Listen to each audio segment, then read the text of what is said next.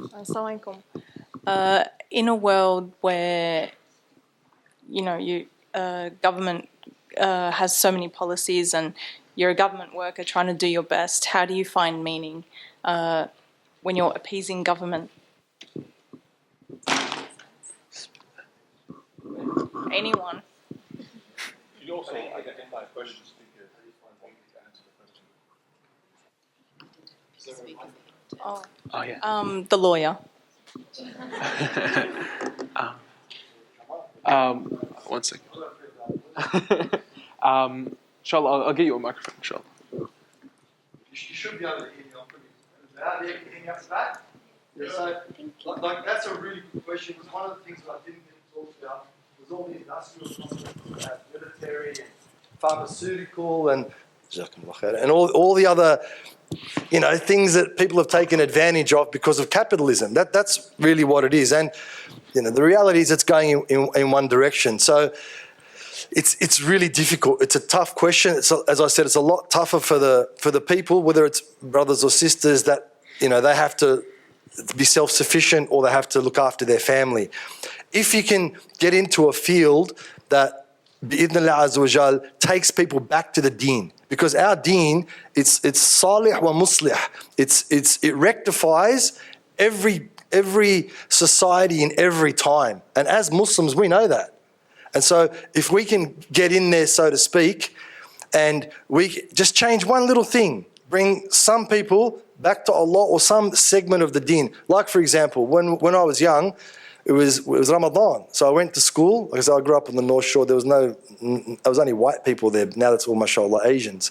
But it was only white people, so it was only my point was monoculture. So we were fasting, and it was PE or gala day. And I was like, in year 4, like 8 or 9. And then the teachers saw my face, it's all red. She's like, drink. I said, no, I can't drink, I'm fasting. Next day, they call my parents. My parents don't speak English, bring a translator. This kid's going to kill himself. We can't have it, blah, blah, blah. And now that people have been pushing intermittent fasting, when you say to people you're fasting, like, yeah, I was just fasting yesterday.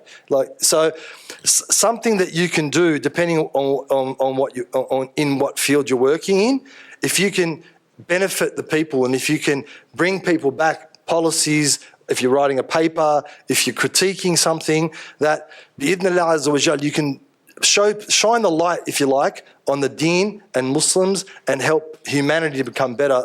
Inshallah azza wa jal, that would be the goal. Inshallah. Anything to add?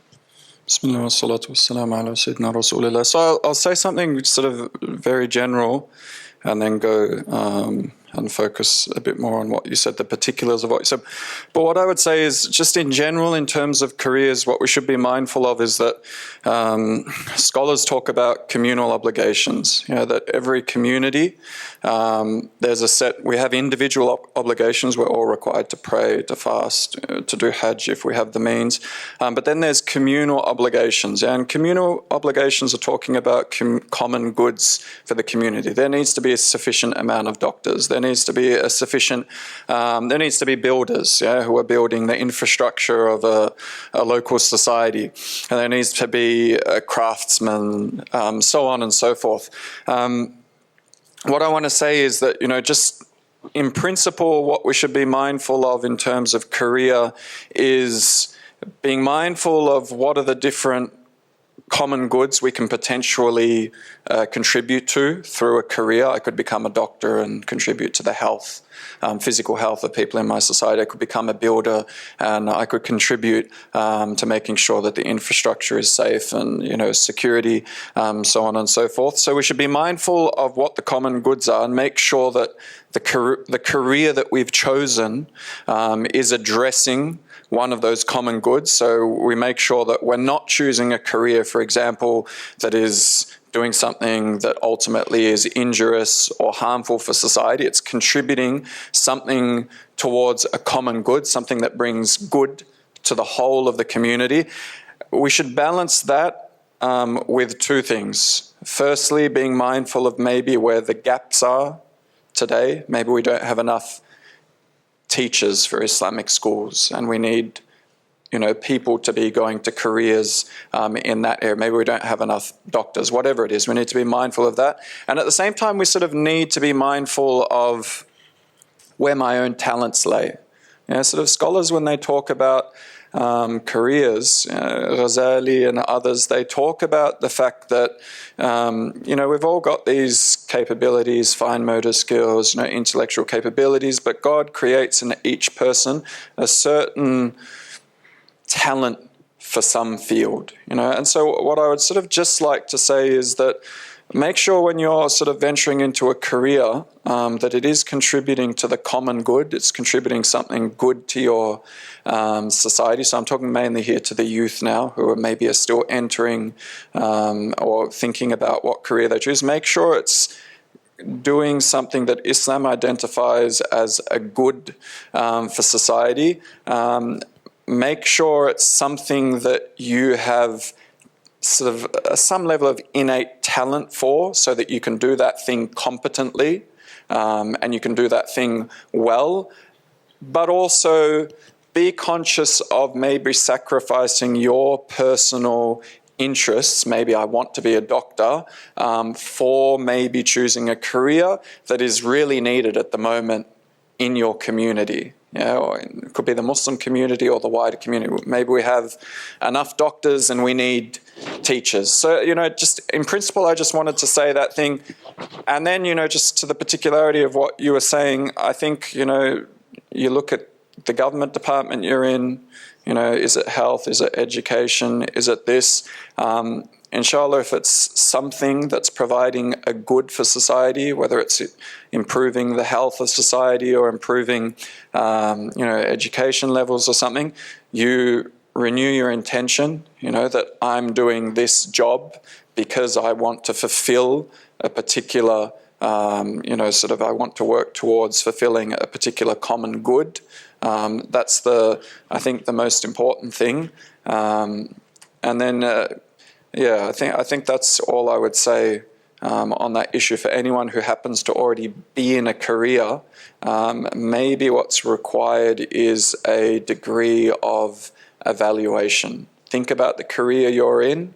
Think about what it contributes to society, and maybe renew your intention. I've been doing this, sort of job for an instrumental purpose, just in order to earn money. And as the Sheikh said, that's not, to a degree, that's not a problem. Do whatever you can to bring in money for your family. But on top of that, maybe start to think, just a bit of introspection, think, okay, in addition for this being a means to the end of bringing in some income to my family, also what type of good am I contributing to society through this job, and be conscious of it, and hopefully, work competently and do your best job in that area. Jazakallah khair for that. I'll take a question from our platform now.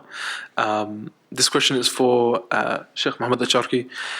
Should one try to overcome their personal issues/sins such as trauma, sinful addictions and bad habits before getting into marriage? We hardly get told about working on ourselves, and instead on how we can resolve all our issues just through marriage.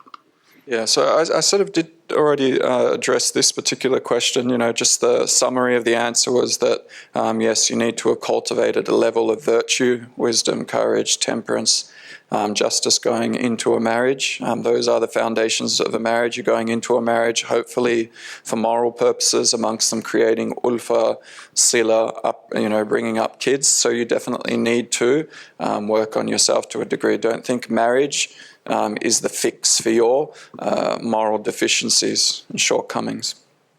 Jazakallah. Sheikh Haisam, is there anything you wanted to add to that? Yeah, I think in my experience, being a family lawyer, it'll be the exact opposite. Whatever melees or areas that we need to work on, challenges that we have within our own selves between us and Allah Azza wa Jal, they'll actually be exacerbated during marriage, and they'll come to the fore. And if a person hasn't dealt with, and sometimes it's hard when another person, particularly an intimate partner, points out your shortcomings, or your shortcomings affect that person in a negative way. Sometimes it's a lot harder to take and it becomes a point of resentment when older billah, and then that turns into hate when older billah, and once that happens, it's very hard to maintain a marriage in that circumstance. Jazakallah khair. Do we have a question from the floor now? We'll take one from the brother. Assalamu alaikum. Jazakallah khair for the talks. I'm just leading on from what Sheikh Acharki was saying. I'm curious to get the panel's thoughts on what are those gaps currently in the community in terms of careers and vocations. So I know we alluded to, like, do we need more Muslim teachers? What are other things like that? So, for example, one could argue, given what's happening with Palestine, we see the strength of the Israel lobby. Do we need more Muslim lobbyists? Therefore, do we need Muslims in policy? Do we need less Muslim doctors? Like, I'm curious to get the panel's ideas on, like, specifically what gaps exist and what we should be in.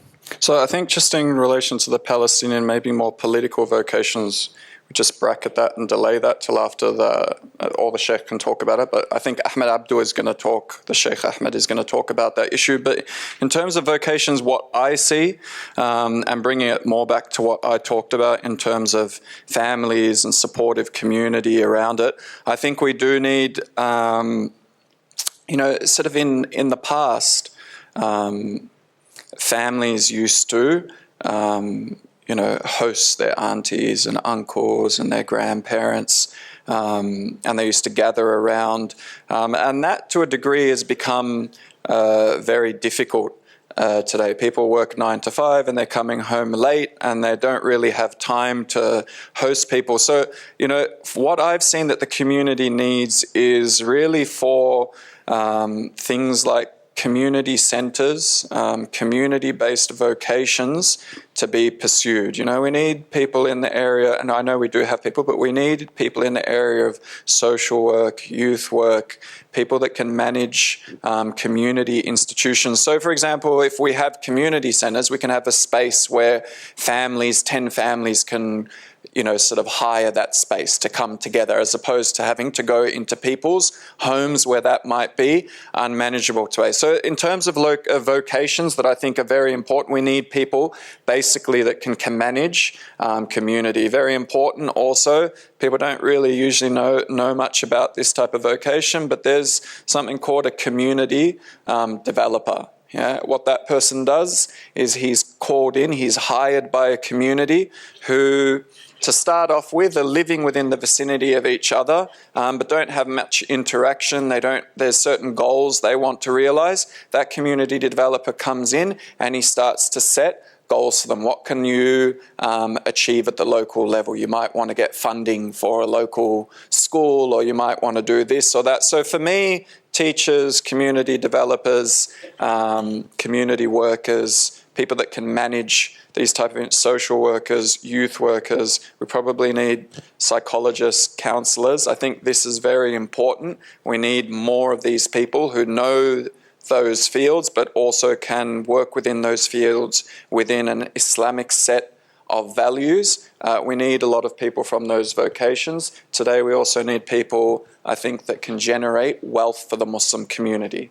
Yeah, we need people in the area of commerce, so on and so forth, who are able to advise the Muslim community, help them to make astute decisions about how they can generate wealth, because wealth is an important determinant of community success. Inshallah, we need wealth to be able to build things, so on and so forth. As Ibn Khaldun says, al-malu asabatul hayat. Wealth is sort of the lifeblood, is the marrow, what keeps your bones strong, of hayat. Yeah, Mawardi, in his Adab ad-Din wa dunya, he said 6 of the things that are needed for well-being in the dunya is al-khisb ad-dar, is wealth in the community, and that's being circulated in the community. So I 100% agree with what Sheikh Mohamed said. In terms of specific examples of social work, in the family law area, for example, they do reports about children who they should spend time with, mum or dad, and things like that. And I'm yet to see a Muslim psychologist or psychiatrist give a perspective about how Muslims and Muslim children are treated within the family. And some things that Muslims do are considered, like there's a consideration, oh yeah, okay, different cultures do different things, but the reality of how that affects the child never gets put through. And so the children are the ones who get affected when A'udhu Billahi Azza wa Jal. And also in terms of, unfortunately, we're very, very highly represented in the prison population. And so things that when these, generally they're brothers, but there are a few sisters as well, when they come out, people to support them, to help them get along, to get back into society, and also to advocate for them when in their criminal situations as well. That's some specific things, but I wholeheartedly agree. All the social sciences across the board, and even people. There was a mention about politics, and I'm not going to go into Palestine either. Sheikh Ahmed's going to talk about it, but advisors.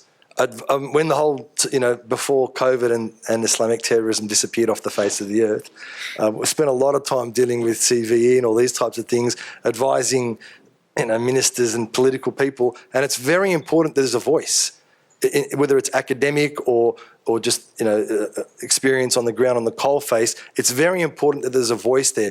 They don't listen to us very often, well, they never used to, and they may not, but still the importance of a voice so there's a different perspective, and a perspective that's, relevant to our community. I think that's really important as well. Jazakallah khair. I think we are running a bit short on time. I think we can maybe squeeze in one more question. And because we didn't touch very much on hobbies during your talk, Sheikh Haisam, maybe we can take this question. From the questioner, what if our hobbies isn't what Islam encourages us to do, but this is something that you enjoy and perhaps has helped you financially, but it may be sinful, like being an influencer or including music in your content or whatever. How can we reconcile this? Yeah. I'm sorry, I didn't really understand the question. Neither. How can we reconcile hobbies that may have sinful aspects to them, but in terms of other worldly aspects have really helped us? So hopefully this will answer the question. Alhamdulillah, in our deen, there's basically 5 ahkam, 5 rulings. One is farad, all the way down to there's farad, sunnah, mubah, makruh, and haram. And so there's things that are mubah, which means they're permissible. Yeah, like to go surfing, right? As long as you cover it appropriately and you go catch a wave, it's halal. So that's, Allah has placed these things and placed these, the scholars talk about, they've placed these things in there to allow us to have time for ourselves, if you like, time to recuperate, time to regenerate, time to just, downtime they used to call it. I don't know if that's still a phrase, but they used to call it that. So any hobby that you have that is not haram in and of itself or doesn't lead to a haram. So let's say, for example, you want to go surfing and you want to go to Bondi Beach in the middle of summer on a Saturday, well, most likely you're going to fall into haram. So, you need to be careful about that, even that aspect of it. If you go down, somewhere, for example, on the south coast where there's less people, and in the morning or in the afternoon, it's going to be a completely different vibe and a different environment on the beach. So as long as it's halal and or it doesn't lead to haram, then it's completely mubah and you can do it and there's no problems for it. On the other side, like I don't know if you ever know about the GameStop thing, on the stock market. Have a look at it. Look up GameStop if you've never seen it. This one guy, his hobby, he was an analyst, stock market analyst, and he made it into a hobby. And he basically, shut out all the major hedge funds and, the economic industrial complex. And they're still going. The guy still till now, I think he's up to like $120 million and he didn't sell. And it changed the whole outlook of how the big hedge funds, they used to call it dumb money, like you and I, single investment, our money's dumb money because we don't really know what we're doing. And so now 85% of the hedge funds who basically run the world, if you look at it, that's what you're going to find. That's all the complexes, Blackstreet and Vanguard and these guys. And this guy, he put them in their place. He shut them down with a hobby. So if your hobby can lead to that, all the better for it. And as Sheikh said, something that's going to take you Islamically and shine a light on Islam and show Islam how wonderful it is, then it's open to you in both ways. So hopefully that answers the question. SubhanAllah, Jazakallah khair for that.